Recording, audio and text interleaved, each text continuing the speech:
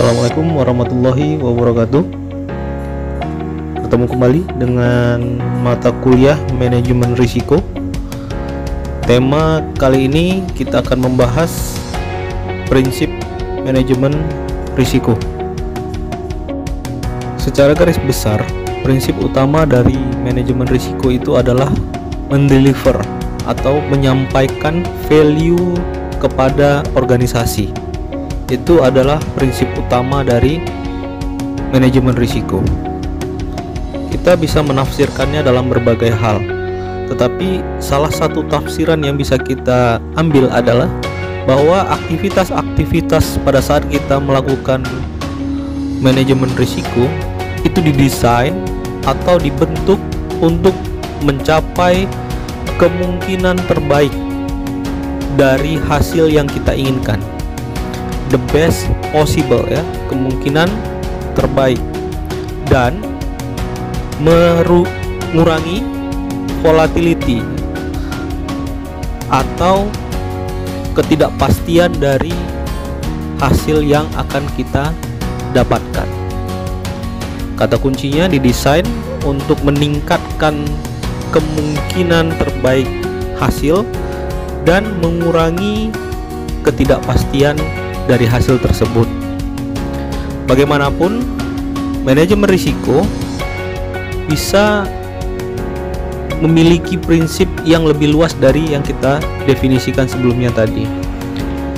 Banyak upaya-upaya untuk melakukan atau mendefinisikan prinsip-prinsip berikutnya.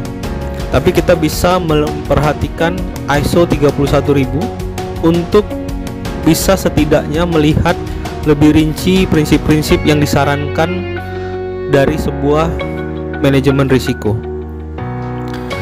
Dari banyak daftar prinsip yang menguraikan tentang deskripsi apa itu manajemen risiko aktivitas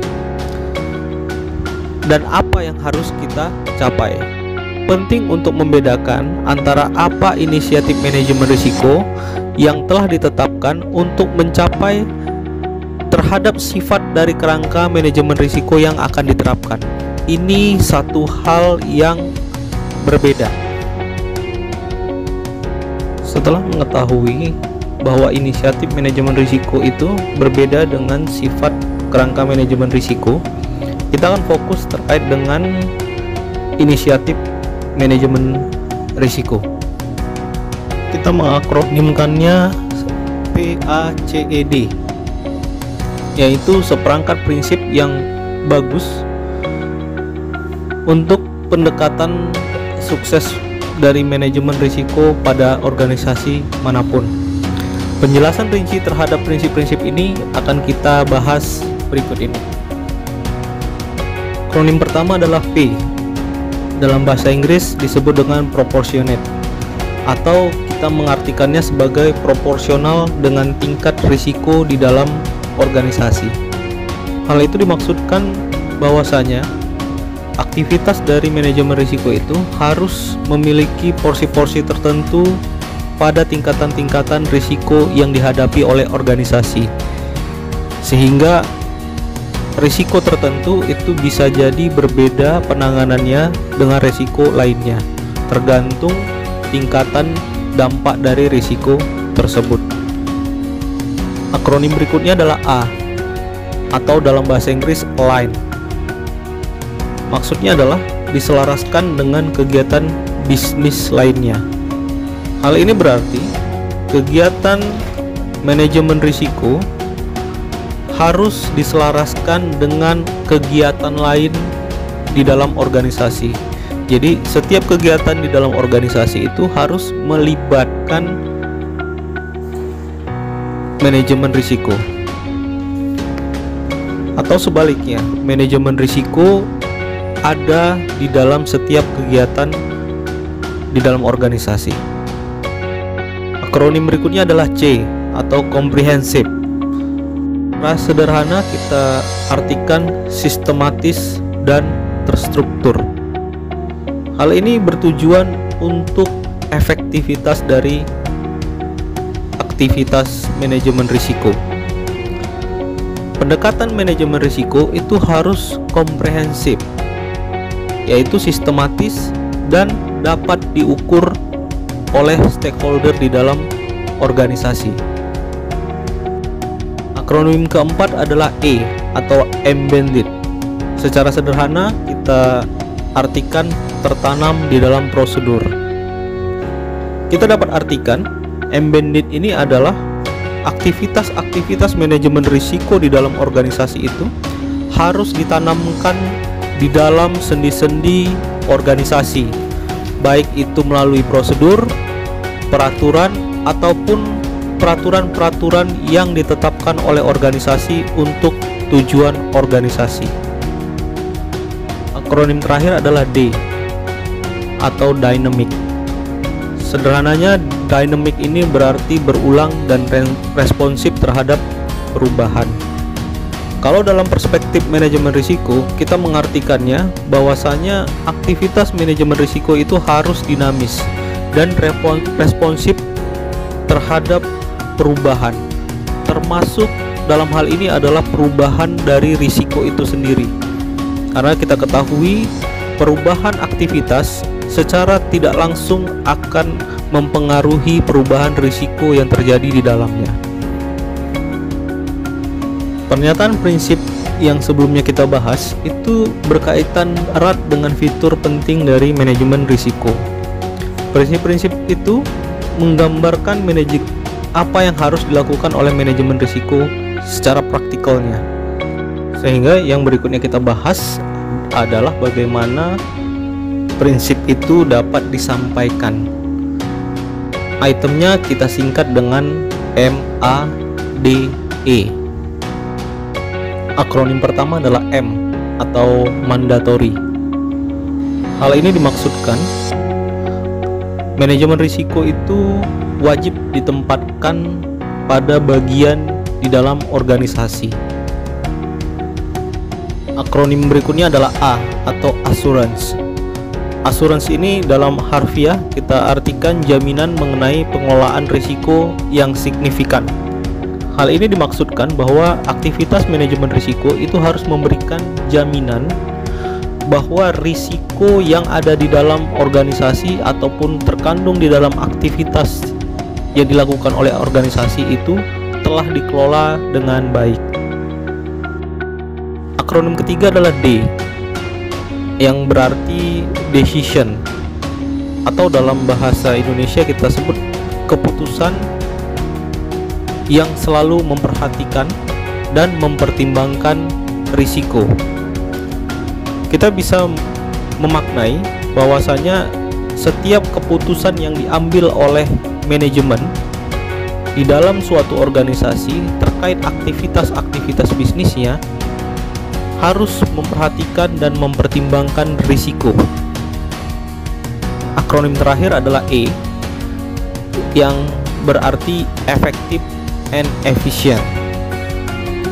Efektif dan efisien ini secara harfiah kita bisa artikan bahwasanya proses-proses inti di dalam organisasi itu harus dilakukan atau di-manage risikonya secara efektif dan efisien. Akronim MADE tadi merupakan penjelasan terkait dengan kemungkinan tujuan atau motivasi dalam inisiatif manajemen risiko. Kita bisa pahami bahwa tujuan akronim MAD tadi ini menegaskan bahwa keluaran dari manajemen risiko akan mengurangi gangguan ke normal operasi yang efisien, pengurangan ketidakpastian yang dalam kaitannya terkait dengan taktik atau peningkatan keputusan, atau juga kaitannya dengan evaluasi dan pemilihan strategi alternatif. Karena kita ketahui nih ya, di lain sisi bagian penting dari manajemen risiko itu adalah peningkatan pengambilan keputusan organisasi. Sehingga begini, ketika kita mau mengambil keputusan di dalam sebuah organisasi, baik itu terkait dengan kegiatan operasional ataupun yang strategis lainnya, risiko itu ambil andil di dalamnya, sehingga membuat keputusan yang kita buat itu telah mencakup ketidakpastian yang mungkin terjadi, sehingga kita sudah bisa counter duluan dan mendapatkan hasil proses inti yang efektif dan efisien. Beberapa slide sebelumnya itu memahamkan kita bahwasanya kepentingan terkait manajemen risiko di dalam organisasi. Sekarang mari kita lihat pentingnya manajemen risiko dalam perspektif atau sisi holder. Nah, stakeholder ini yang kita maksud adalah investor atau pemilik atau yang berhubungan erat dengan organisasi. Setidaknya di dalam sisi stakeholder ada dua bagian penting yang dilihat dari manajemen risiko. Yang pertama adalah memudahkan komunikasi. Yang kedua adalah peningkatan harapan dari stakeholder itu sendiri. Selain membantu pengambilan keputusan yang lebih baik dan peningkatan efisiensi, manajemen risiko ini juga berkontribusi pada penyediaan jaminan yang lebih besar bagi pemangku kepentingan. Inilah yang membuat harapan pemangku kepentingan itu meningkat. Jaminan ini memiliki beberapa komponen penting. Yang pertama adalah para direktur organisasi atau PIC itu yakin bahwa risiko telah diidentifikasi dan langkah-langkah tepat telah diambil untuk mengelola risiko tersebut.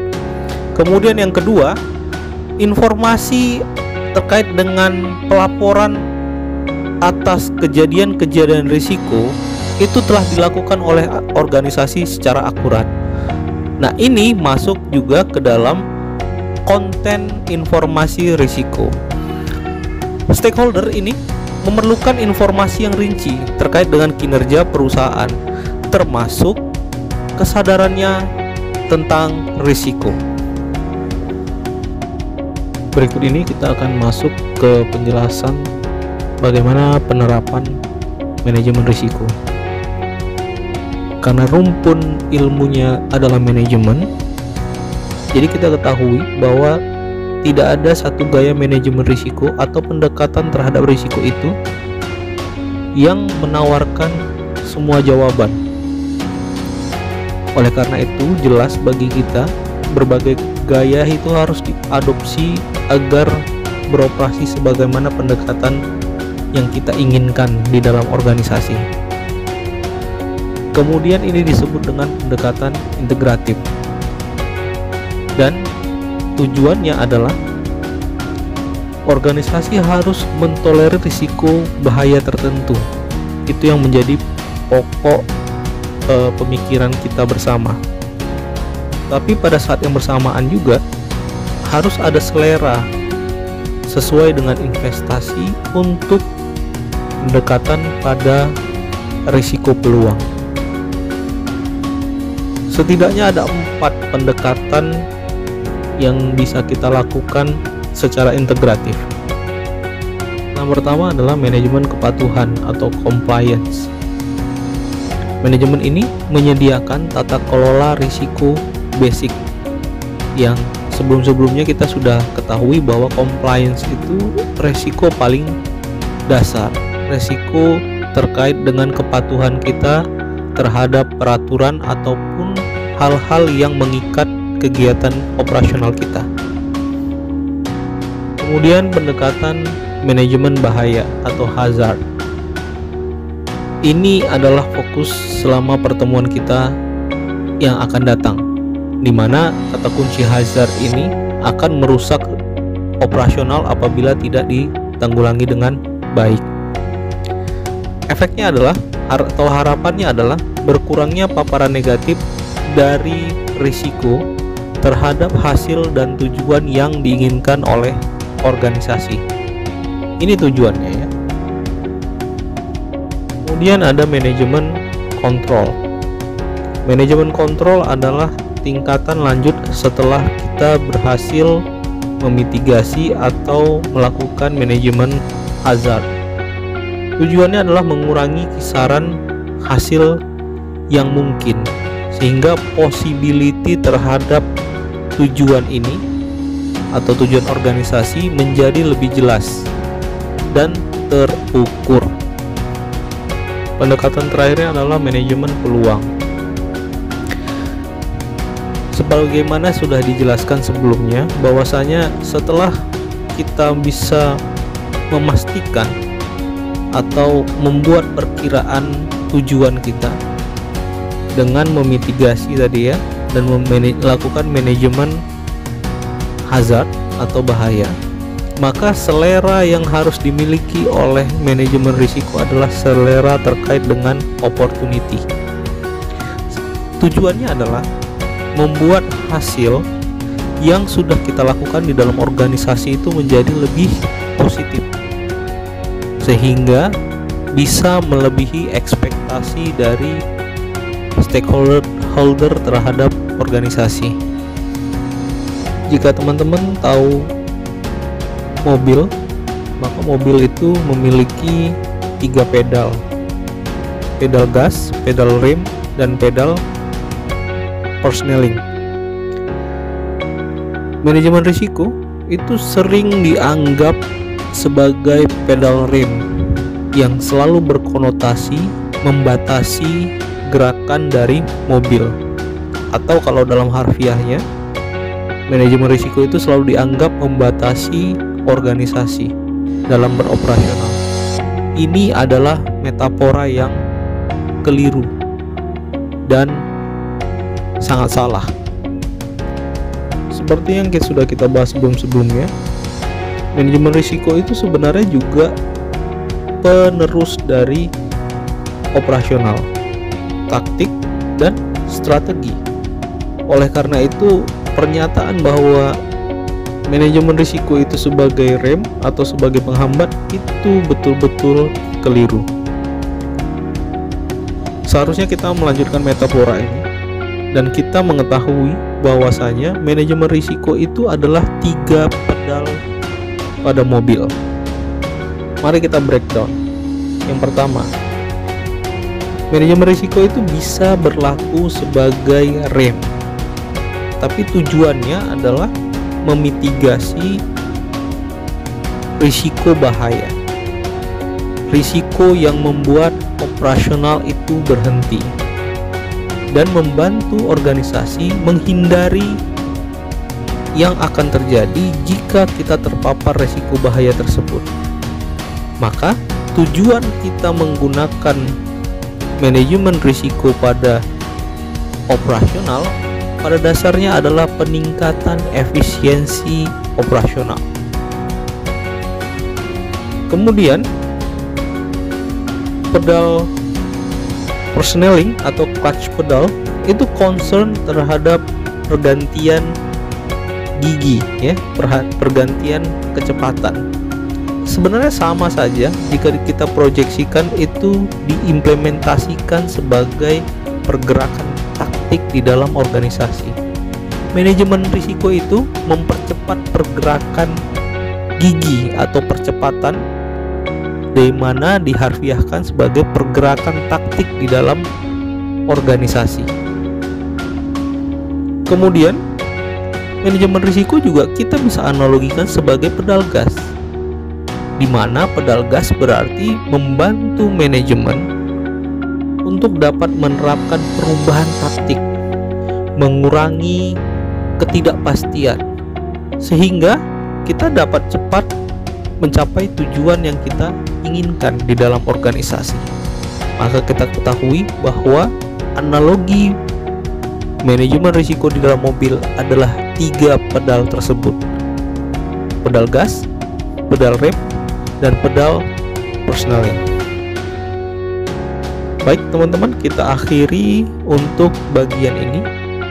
Silahkan perhatikan kelanjutan materi manajemen risiko kita untuk tema berikutnya di bagian berikut ini.